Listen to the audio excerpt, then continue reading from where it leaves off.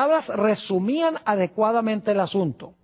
Y luego dice, y al referir los casos y puntos de vista de quienes siguen adelante con la obra de reforma en nuestro tiempo, es decir, de otros autores, me he valido en forma similar de las obras que han publicado. Es decir, en la misma introducción al conflicto de los siglos, ella dice, yo usé material de otros autores, yo usé material de nuestros pioneros, lo he incorporado en mi libro, no porque son autoridades, sino porque lo que ellos escribieron cuadra perfectamente con lo que Dios me ha mostrado en visión.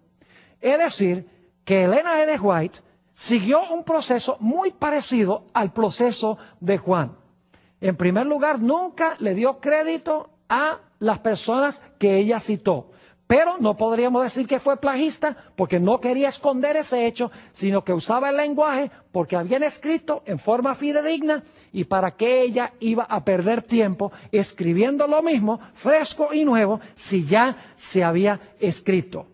Ahora quiero decirles que el libro de El conflicto de los siglos es una obra maestra literaria.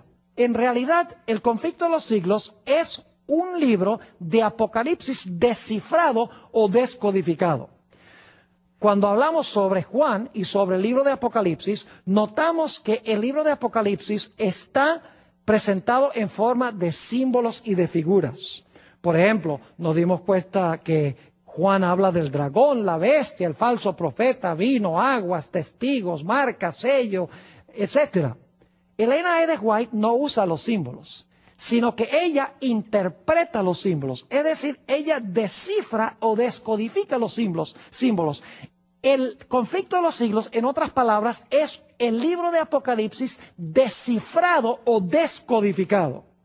En realidad, por ejemplo, ella dice, el dragón representa a Satanás y a Roma, la bestia representa Roma papal, el falso profeta representa a los Estados Unidos, el vino representa falsas doctrinas, las aguas donde se sienta la ramera representan muchedumbres, naciones, lenguas y pueblos, los dos testigos representan el Antiguo y el Nuevo Testamento, el sello de Dios representa el sábado, la marca de la bestia representa el falso día de reposo. Es decir, Ellen G. White descifra el lenguaje simbólico del libro de Apocalipsis. Ahora, ¿cuál es el tema central del libro El conflicto de los siglos? Saben que es el mismo tema central del libro de Apocalipsis. En realidad, el libro El conflicto de los siglos no es un libro de historia, ni es un libro en cuanto a la historia. El conflicto de los siglos es una filosofía de la historia. Es una descripción de la gran controversia entre Cristo y Satanás y la victoria final de Cristo y su pueblo sobre las fuerzas del mal. Ellen G. White, en El conflicto de los siglos, no solamente describe la historia, sino que habla de las causas reales de los eventos que suceden detrás de la historia. Es decir, ella explica que los eventos que suceden en la historia son solamente resultados visibles de la guerra invisible entre Cristo y Satanás en el mundo que nosotros no podemos ver. Es decir, ella está dando una interpretación de la historia, está dando las causas reales de los eventos históricos como se están realizando. Ahora, otro detalle interesante en cuanto al conflicto de los siglos es que el conflicto de los siglos se compone en dos mitades con un centro muy especial. Es decir, el libro está organizado igual que el libro de Apocalipsis.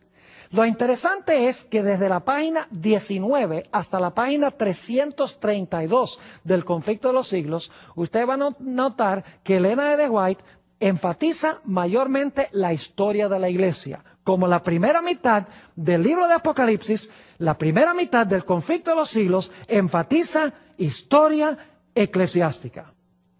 La segunda mitad del libro de El conflicto de los siglos, que son las páginas 486 hasta el final del libro El conflicto de los siglos, encontramos que Ellen G. White está describiendo casi exclusivamente eventos finales. Es decir, que igual que Apocalipsis, el capítulo 1 hasta el capítulo 9 describe historia eclesiástica y el capítulo 12 hasta el capítulo 22 describe eventos finales. El conflicto de los siglos, hasta la página 332, habla de eventos de historia eclesiástica primordialmente, y la segunda mitad del libro habla de eventos que suceden mayormente en el tiempo del fin.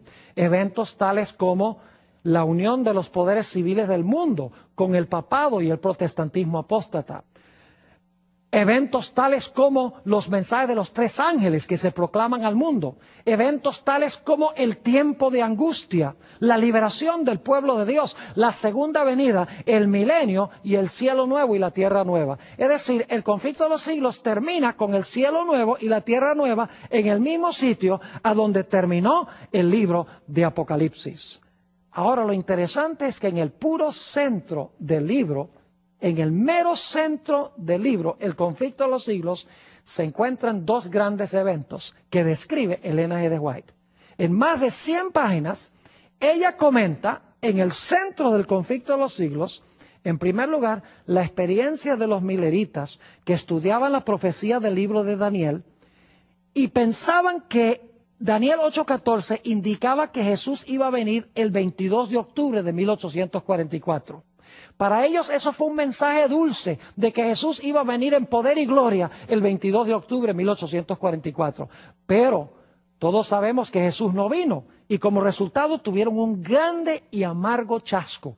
Es decir, habían estudiado el mensaje del libro de Daniel, lo habían asimilado, era dulce porque esperaban que Jesús iba a venir, pero se tornó amargo porque el Señor Jesucristo no vino.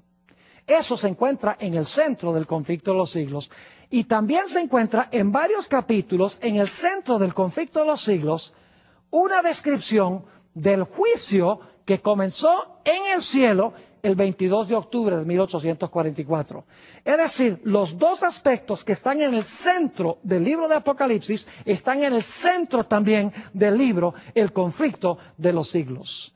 Es decir, que el conflicto de los siglos tiene una sección histórica, tiene un centro muy especial que tiene que ver con el chasco y el juicio y luego eventos finales. De la misma manera como Juan presentó su libro, Historia Eclesiástica, eventos finales y un centro que se compone del libro que es dulce y amargo y del inicio del juicio en el santuario celestial.